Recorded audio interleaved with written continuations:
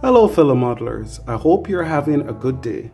Here we have another HALINSKI kit, and this one is the Spitfire 1A. You can see this is a 2010 kit. I think this is supposed to be March. And again, as usual, you have the history of this particular aircraft and then the layout of fuselage.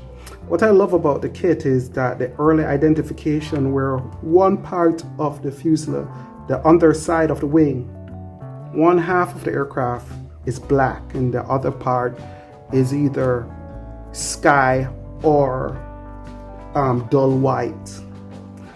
And here again, you can see the area where the flap would be on the underside. You see that they have colored both sides. This is one of the advantage and beauty of the HALINSKI. You don't have to be coloring. And then the instructions, which is quite lovely. I like how it's laid out. It's beautiful.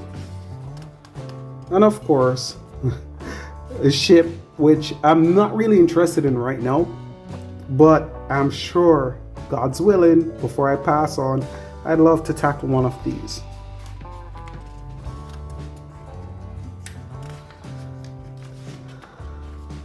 Here, instructions how to construct the wing. It's pretty thorough, and I really enjoy when I build HALINSKI kits. Again, you can tell the wing would be on the other side, but this is the underside of the fairing. Here we have this sheet that you glue on to a 1mm thick hard cardstock, which is what you cut to form your basic structure, and you move on. And then the wing.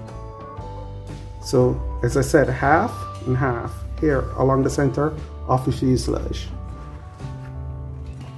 Spinner, and pretty much that's it. So really nice kit, quite like it.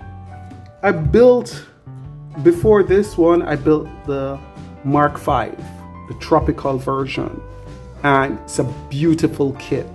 Highly recommend it. This one is a bit of a rarity for me. I still have it. I fear cutting it, and I will show you another time. But until then, my friends, take care, walk good, and above all, one love.